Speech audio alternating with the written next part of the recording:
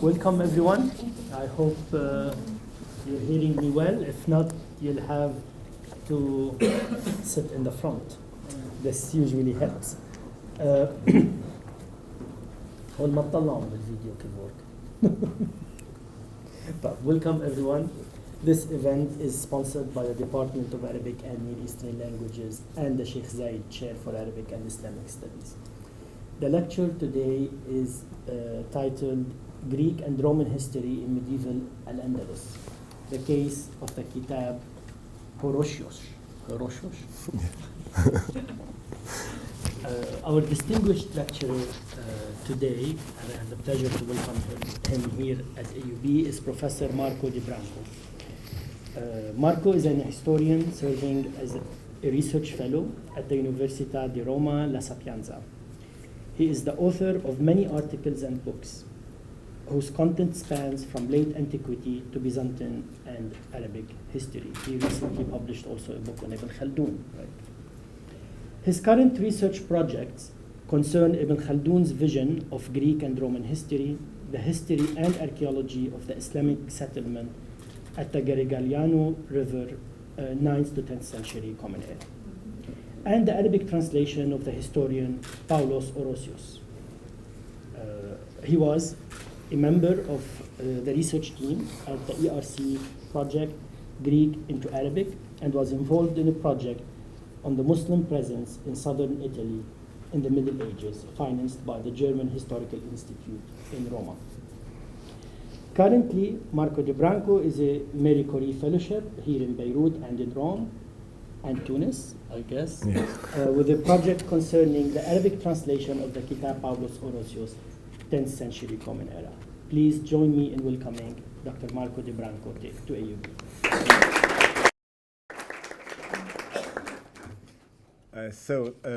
Thank you very much. I would like to thank Bilal.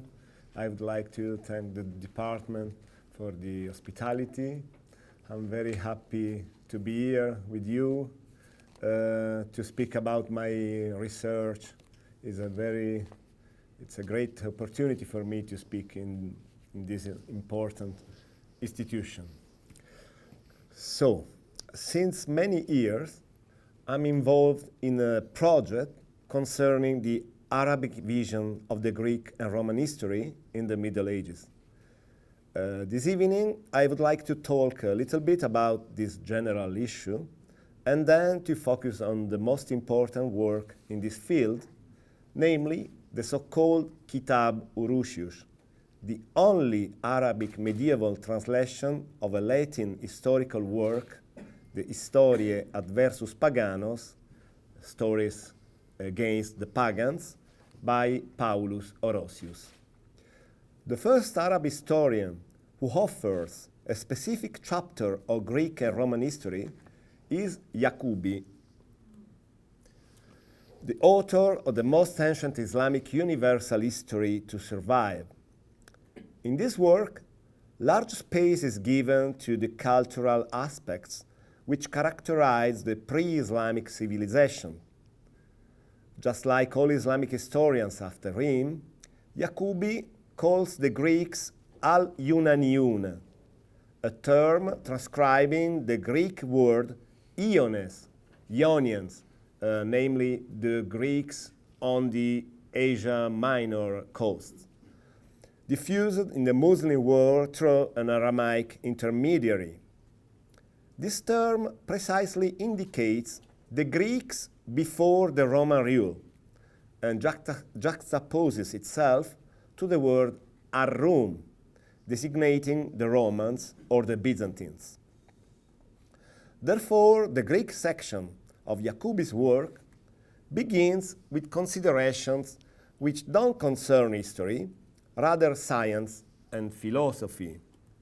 I quote, "And the Greeks had wise philosophers. Some of them devote themselves to the medicine, some to the substances of things, some to the numbers and calculations, some to spheres and stars, some to computations and divisions, some to geometry and agriculture, some to art and elixirs, some to physiognomic, some to talismans and mechanism.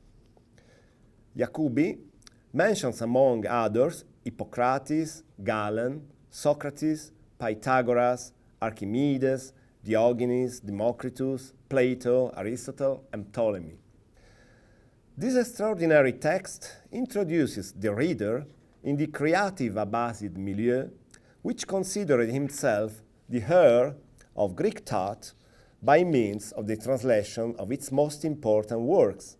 And it is even more noteworthy because it shows the great effort carried out by this milieu to master the intellectual patrimony of a disappeared civilization. Nevertheless, it doesn't contain useful information about the history of Greece.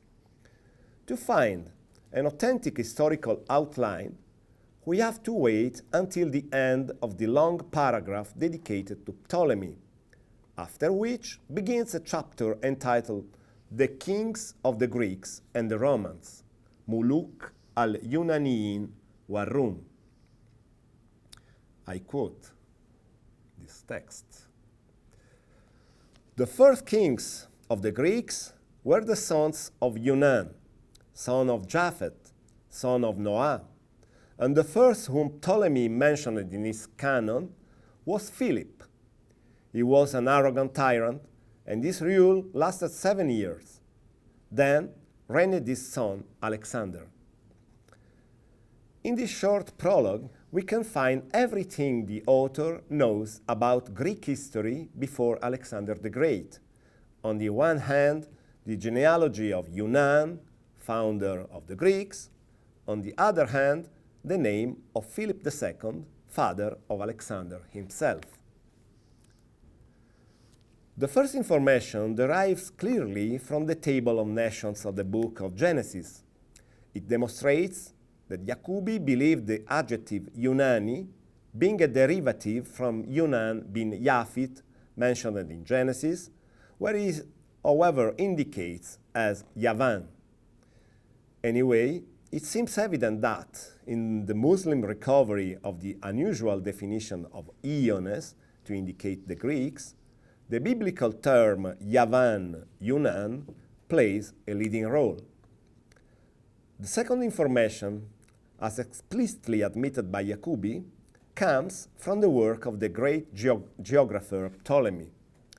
As is well known, his astronomical tables enclosed a canon Basileion, canon of kings, a register of ancient kings.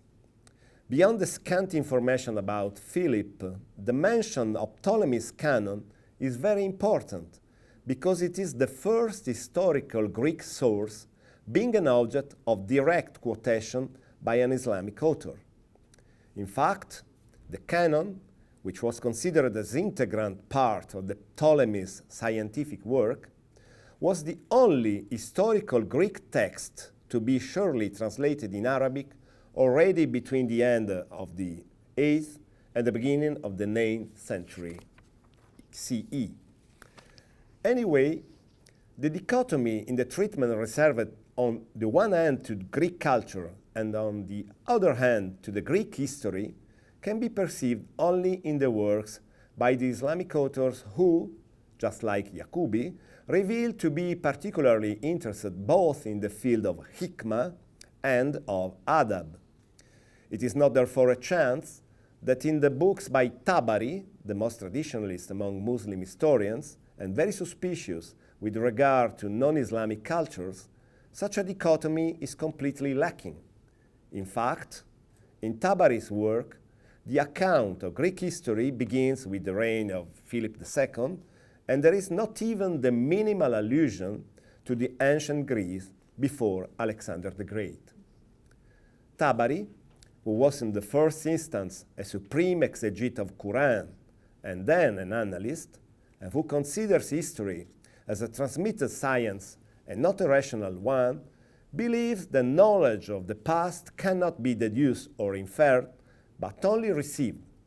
In such a way, he hence by to stick to the vision of Greek and Roman history that he received through Syrian intermediates from the Byzantine historiography. More to that, because of the strong influence of Tabari on later Islamic historians, this vision imposed itself as inevitable reference, almost an official Islamic version of Greek history, even in a later time, when the available sources on the history of the ancient Greece became many more. As Nadia Maria el-Sheikh has well underlined in her important book on Byzantium viewed by the Arabs, other medieval Muslim historians, speaking about the origin of the Greeks, report two different traditions. The one considers them as descendants of the biblical Japhet, son of Noah. The other compares them to the Romans, Arum, offspring of Sufar, son of Esau, son of Jacob, son of Isaac, son of Abraham. Nevertheless, the richest treatment of this subject is contained in the Muruj al-Dhahab by Masudi. According to him, some authors identify the Greeks with the Rum, namely the Romans and the Byzantines, and they do it claiming that the Greeks and the Rum would descend from the same ancestors. Nevertheless, other historians, such as, for example, Yaqubi, consent to the biblical genealogy and consider Yunan as a son of Japhet, son of Noah. Other writers, among whom Masudi himself, claim that the Rum would be nothing but imitators of Greeks, without any family tie with them. As a matter of fact, according to them, the founder of the Greeks, Yunan, would be a brother of Kahtan, the mythical founder of all the population of southern Arabia. Such genealogy, according to which Yunan would be a Yemeni man who eventually settled in Athens, is perhaps more ancient than one could believe. However, it was rediscovered and, so to say, updated by the famous philosopher Yaqub bin Ishaq al-Kindi. His aim was to represent the ancient Greek sciences as Arabic, releasing them from the Byzantine world, and to describe their triumphal entry into the Abbasid society, thanks to the translation movement as a repatriation of such sciences to their original owners. A passage of the famous writer Zayed confirms that this is the meaning of such an operation. In fact, the author links up the coming of Christianity and the birth of the Byzantine Empire with the end of Greek science and philosophy, and maintains that the identification of the Rum with the ancient Greeks was a pure fabrication excogitated by the Rum themselves. I quote, "Had the common people but known that the Christians and the Rum have neither wisdom nor clarity, nor depth of thought, but are simply clever with their hands in wood turning, carpentry, plastic arts, and weaving of silk brocade, they would have removed them from the ranks of the literati and dropped them from the roster of philosophers and sages, because works like the Organon, De Generatione et Corruptione, and Meteorology were written by Aristotle, and he was neither Rumi nor Christian. The Almagest was written by Ptolemy, and he was neither Rumi nor Christian. The Elements were written by Euclid, and he was neither Rumi nor Christian. The medical texts were written by Galen, who was neither Rumi nor Christian. And similarly, with the works by Democritus, Hippocrates, Plato, and so on. All these are individuals of one nation. They are perished, but the traces of their minds live on. They are the Greeks. Their religion was different from the religion of the Rome, and their culture was different from the culture of the Rome. They were scientists, while these people are craftsmen who appropriated the work of the Greeks on account of the geographical proximity. Some of those books they ascribed to themselves, while others they converted to their religion, except for those Greek books that were too famous and the philosophical texts, which were too well known. Unable then to change the names of these books, they claimed that the Greeks were but one of the tribes of Rome. As Dimitri Gutas has pointed out, the anti-Byzantine and Philhellenic rhetoric spread quickly among intellectuals. At the propaganda level, this would indicate that the promoters of the translation movement found it extremely beneficial to their cause, while, at a broader level, it signed the wider acceptance of this version as historical fact in Abbasid culture.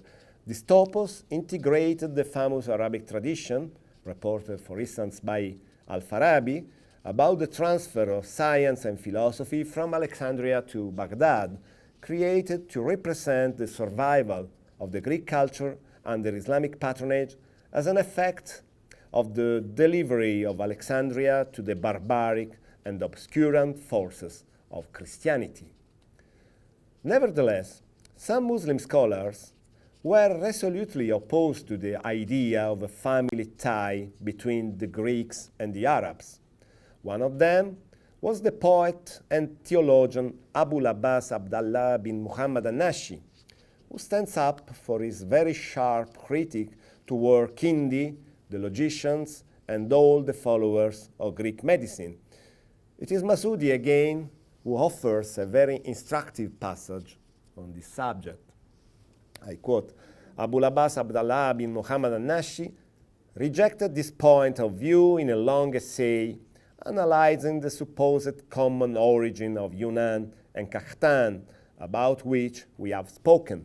He claims, Abu Yusuf, after a careful investigation, I could find in you neither an acceptable opinion nor a right system. You would be considered wise only by fools. Do you want to mix impiety with the religion of Muhammad? You are accomplishing an abominable thing. In your blindness, you are mixing Yunan and Kahtan. I swear it on my life. There is a great distance between them.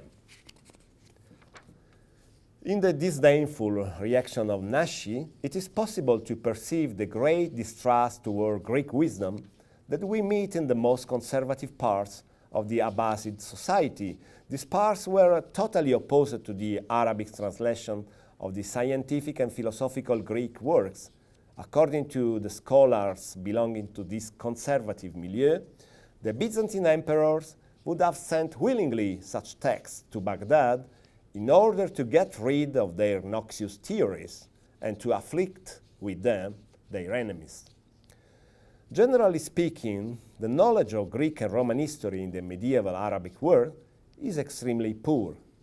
According to Bernard Lewis, this lack of interest should be attributed to the absolute lack of intellectual curiosity among the Muslim men because of their strong conviction about finality, completeness, and essential self-sufficiency of their civilization. These are words by Lewis. Recently, Leonardo Capezzone has proposed in a much more convincing way to connect the phenomenon of the lack of Arabic translation of Greek and Roman historiographical works with the absence of the history from the Greco-Syriac higher educational curriculum. Due to their formation, the intellectuals, mostly Christians, who were engaged in the translation movement, select and translate into Arabic only what they considered relevant to their models of higher culture. Greek historiography, as well as tragedy and poetry, were thus ideally cut out. Nevertheless, the riddle of the missing translations can also have another solution, calling into question the concept of translation in Arabic culture. In his Greek-taught Arabic culture, Dimitri Gutas has clarified that, in the vision of the great Arab translator of the first Abbasid age, the main quality of the text which has to be translated is not the form that it has and that has been given to it by its author, but rather its contents and the use for which it has been consulted. The Arabic scholars were not so interested in texts as such, but in their fundamental core, especially, at least in some cases, in the practical values which could be obtained from them.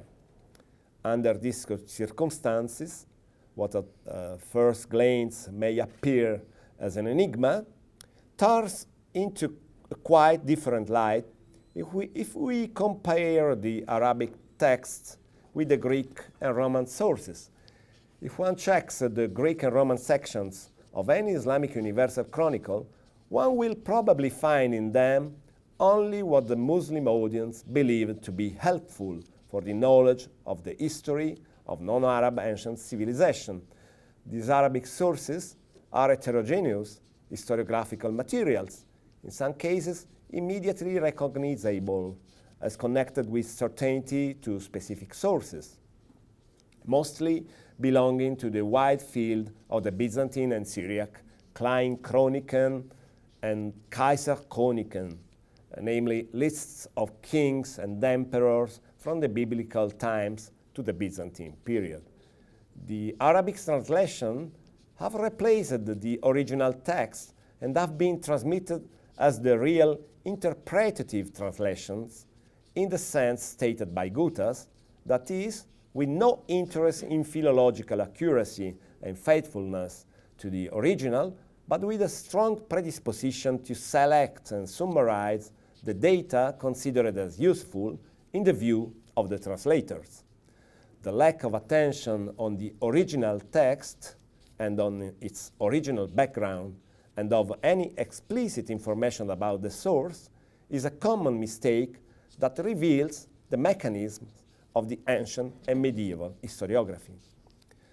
The Arabic translations of the Greek philosophical and scientific texts show a major interest in the applied and theoretical sciences. However, a great number of historical summaries taken from the Greek and Syriac sources shows how this genre has been employed in the service of the Islamic historiography.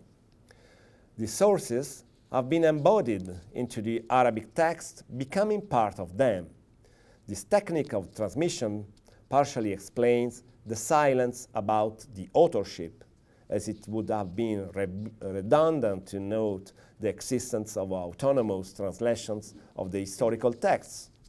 As a result, the translation and summary activities have involved only the Greek and Syriac works, which were easily accessible and, above all, in line with the Islamic vision of the history, a history of empires, and not a history of republics, such as the history of the classical Athens or those of the Roman Republic.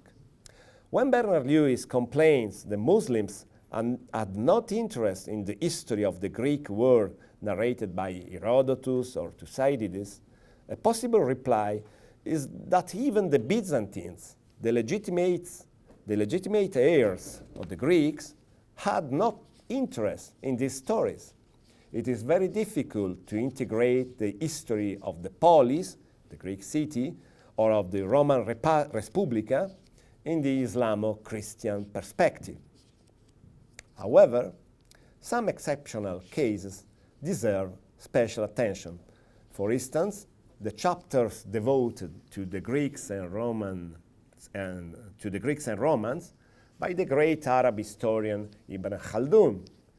In these chapters, Ibn Khaldun uses various kinds of sources, and some scholars, like, for instance, Évariste Lévy-Provençal, claimed that he knew and used the history of Rome of the famous Latin historian Titus Livius, because in his account he mentions the Punic Wars, Hannibal, and the Battle of Cannae, all things which were completely unknown to the Arab historians of the Middle Ages.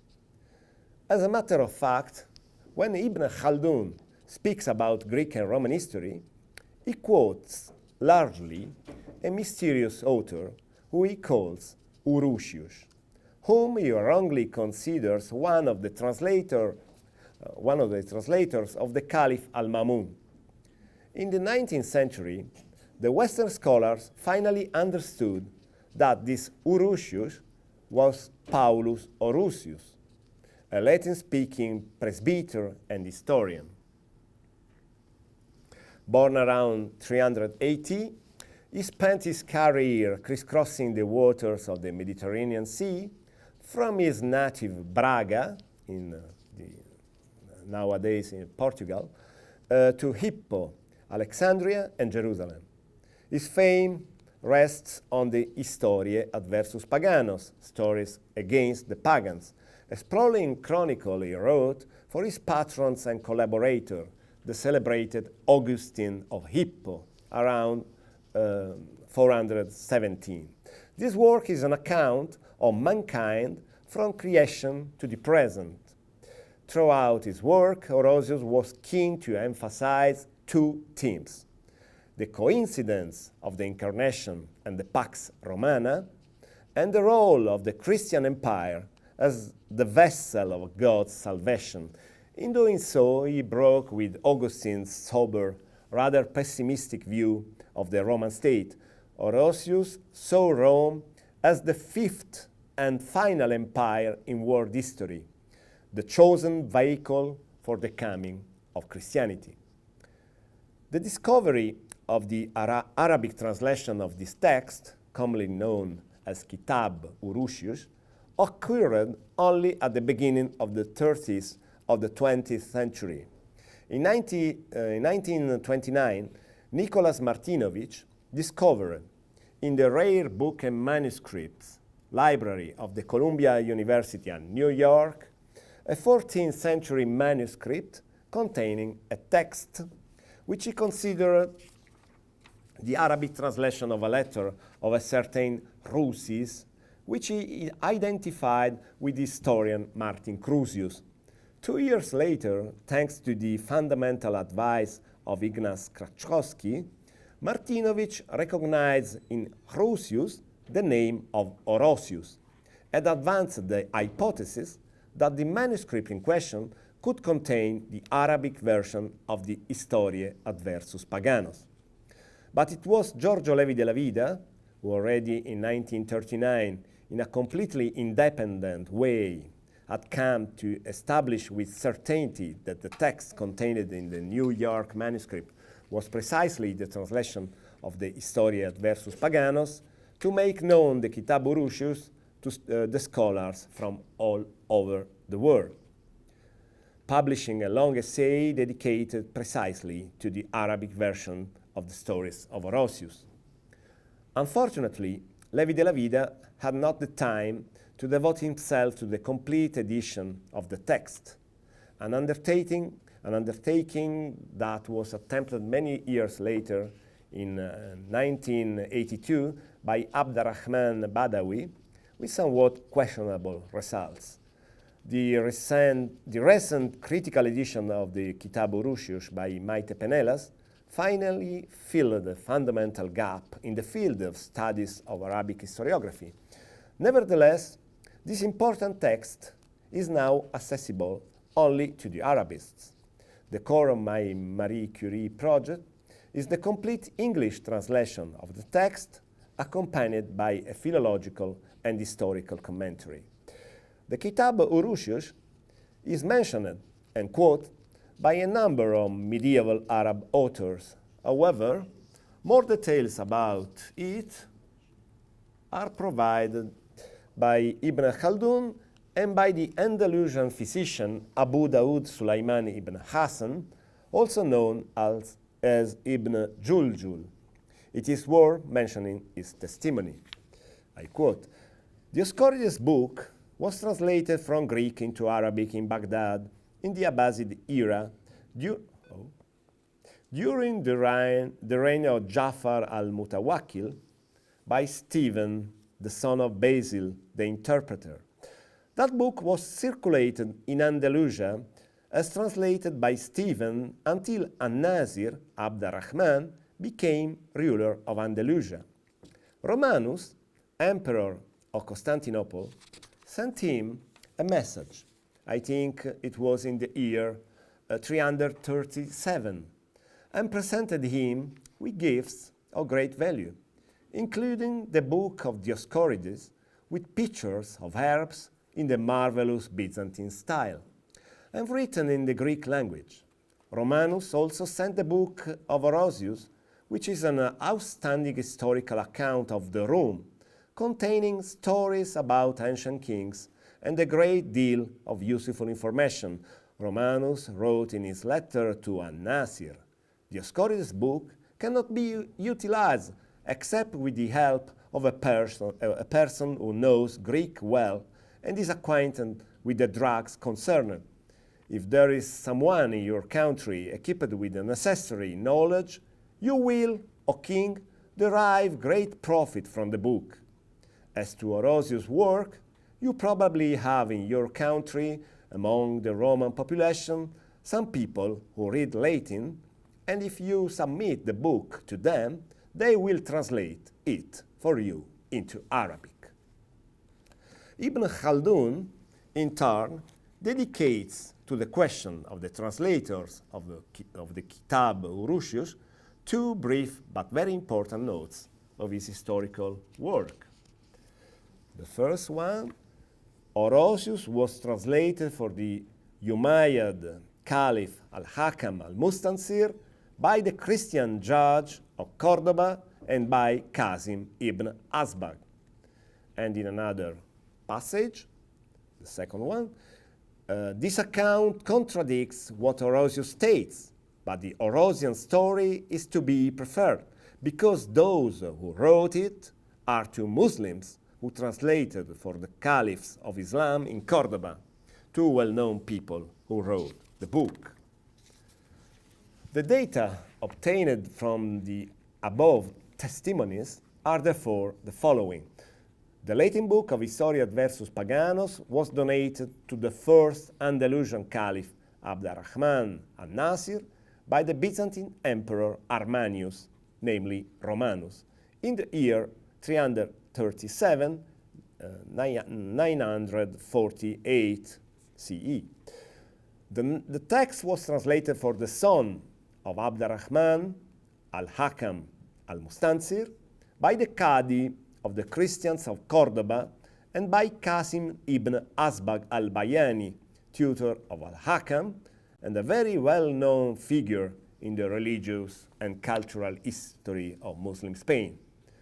The translation of Hurūšiyūš was completed by two well-known Muslims who translate books for the caliphs of Islam in Cordoba. As it is clear, this news, in turn, raises a number of questions and contains elements that seem to contradict each other. In particular, the main questions are those of the reliability of the testimony relating to the sending of the manuscript from Byzantium, of the identity of the Emperor Armanius, the period during which the translation was actually accomplished, and finally, the question of the mutual compatibility of the two pieces of information provided by Ibn Khaldun. However, Ibn Juljul's news about the Byzantine embassy in Cordoba and the sending of Dioscorides and Hurūšiyūš's books is absolutely reliable in all its detail. From a chronological point of view, it fits very well into the context of the resumption of diplomatic relations between Cordoba and the Byzantine Empire. As has rightly been noted, these bibliographical relations between East and West were encouraged on the one hand by Constantinople's desire to use the prestige of its tradition to establish diplomatic links with the new powerful political entity of Andalusia. On the other hand, by necessity of the Umayyad sovereigns to be politically and culturally independent from the Abbasid Caliphate.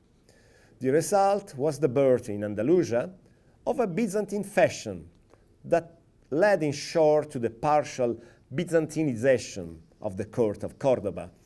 Moreover, we know that the books of Dioscorides and Hurūšiyūš were not the only manuscripts exported to Cordoba from Byzantium around the middle of the 10th century. As for the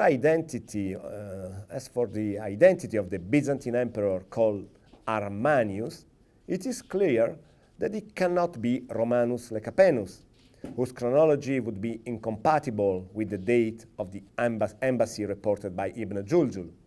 Nevertheless, nothing prevents to identify the Armanius of the Arabic text with the Emperor Romanus II, who reigned as sole ruler from 959 to 963, but was associated to the throne by his father Constantine as early as 945.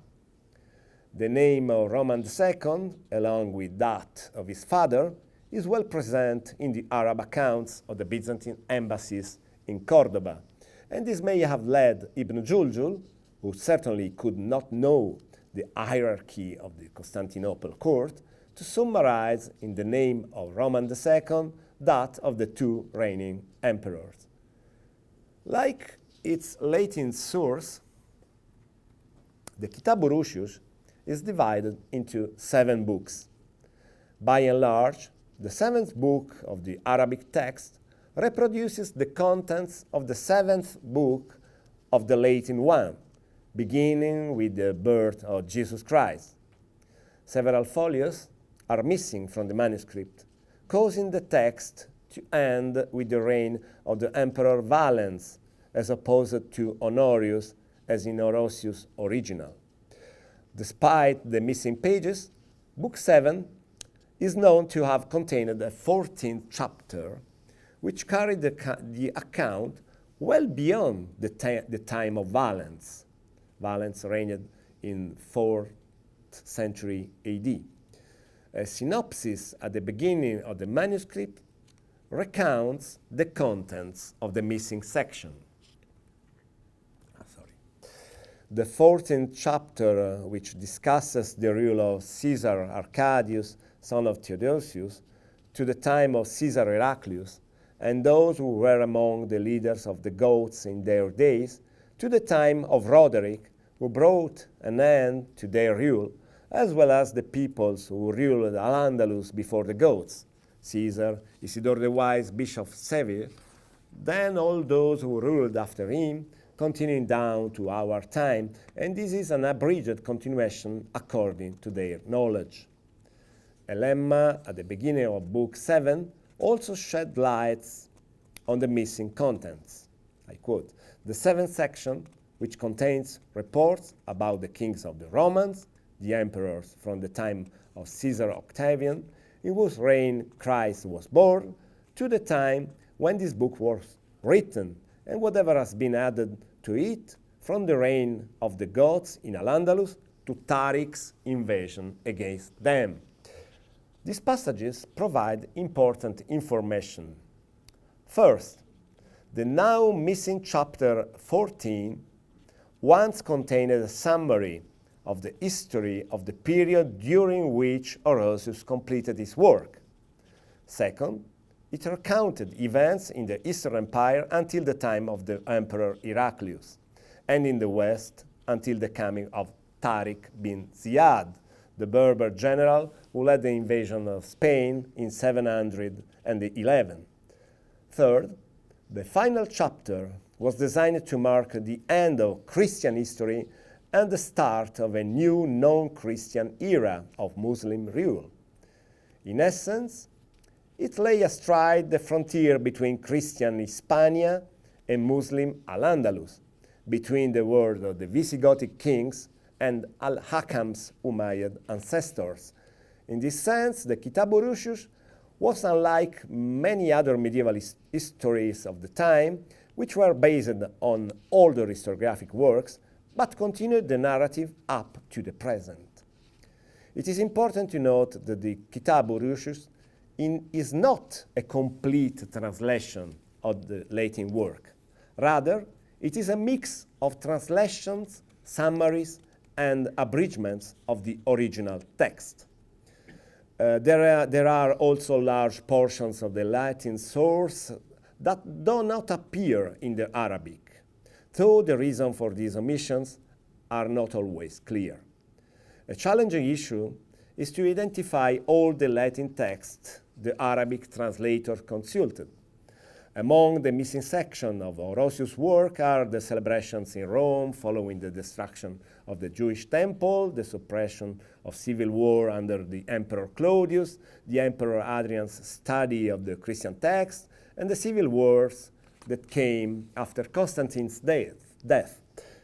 It is hard to explain these omissions as part of a coherent editorial scheme. In this case, one wonders whether the translator consulted a corrupted source or omitted the passage on purpose. Besides the omission, the Kitāb Hurūšiyūš includes a number of passages that do not appear in the Latin text. Some of these additions can be traced to known sources, while others are difficult to explain.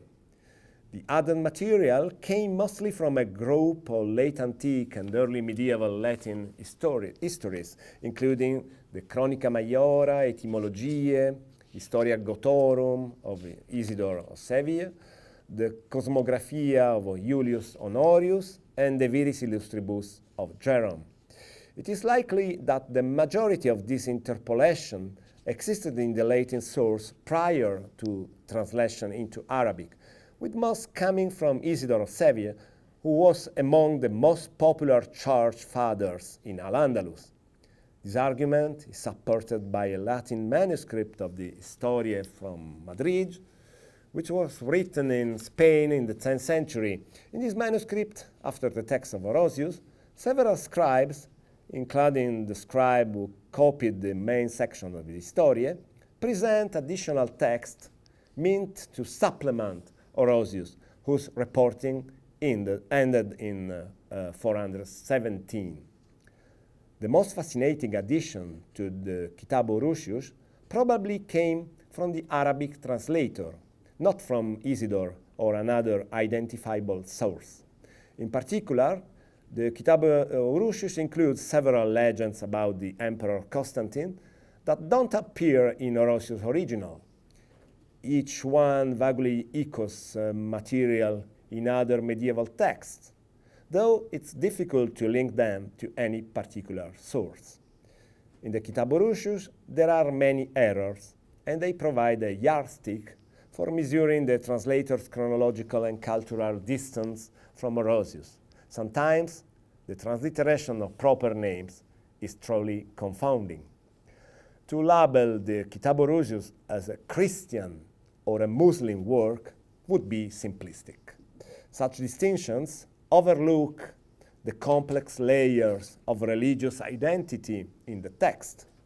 In one sense, the Kitāb Hurūšiyūš was a Christian text, written by a 5th century Christian apologist, rendered in Arabic by an assumed Christian translator and his Muslim collaborators, and containing an undeniably Christian summary of salvation history. At the same time, this Christian history was edited partially by Muslims with the Muslim readership in mind, in a deliberate effort to Islamicize Christian history for a Muslim audience. In any case, the Kitāb Hurūšiyūš was the product of Christian and Muslim authors working together, a new gateway to the Greco-Roman world for the medieval Arabic culture. Thank you very much.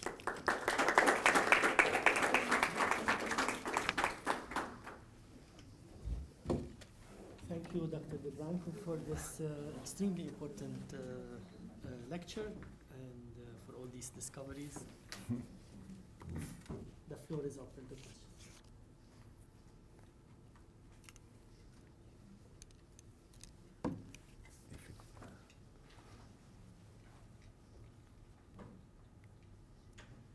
So you're editing, you're translating this yourself or with the team? No, I'm translating the book myself. All of it? Yes. Wow. But I have some collaborator for the Arabic language.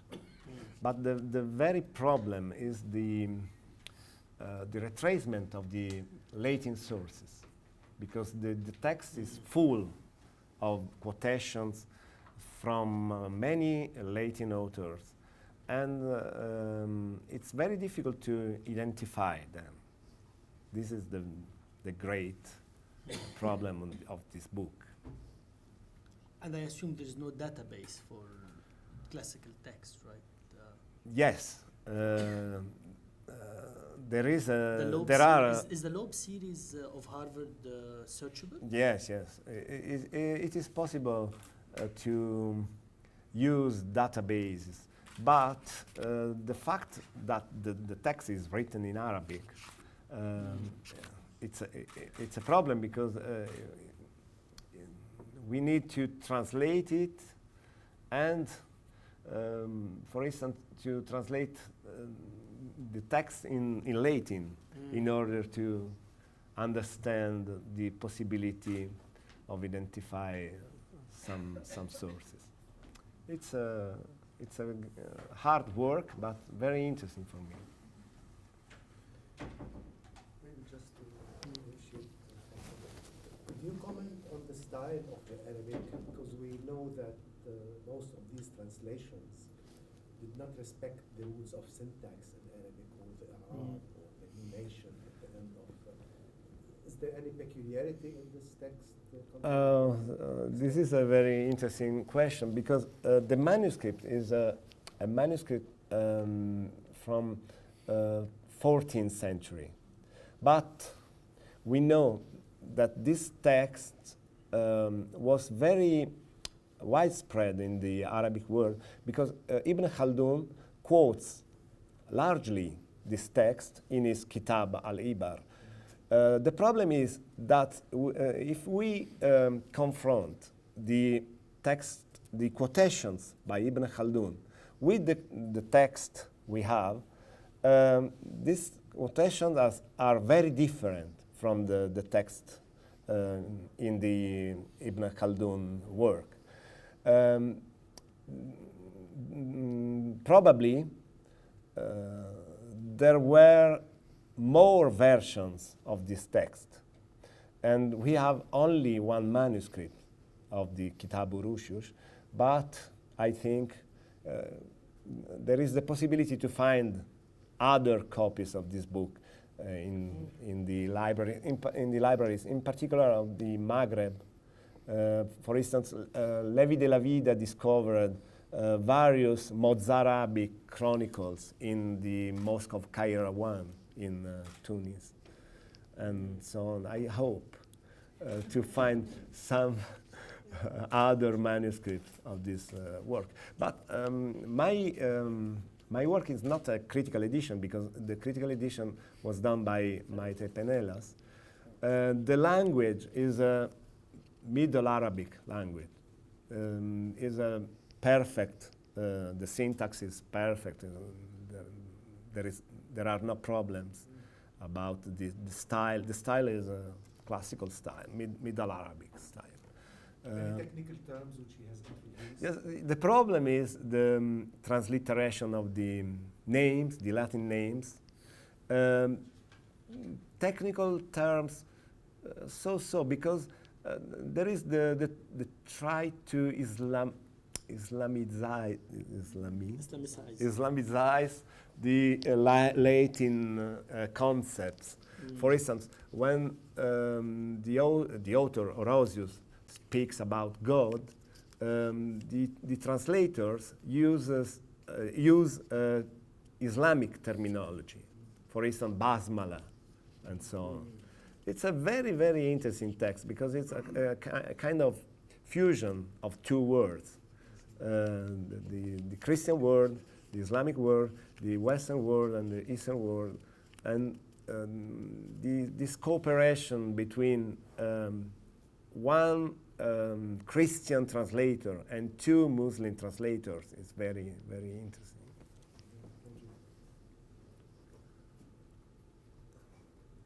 We look forward to see the final result. Thank you. This is not easy, we know, but we No. this institution has always looked very high at philology, and Yeah, I know. we look forward to see the final result. So please join me in thanking Professor De Branco. Thank you.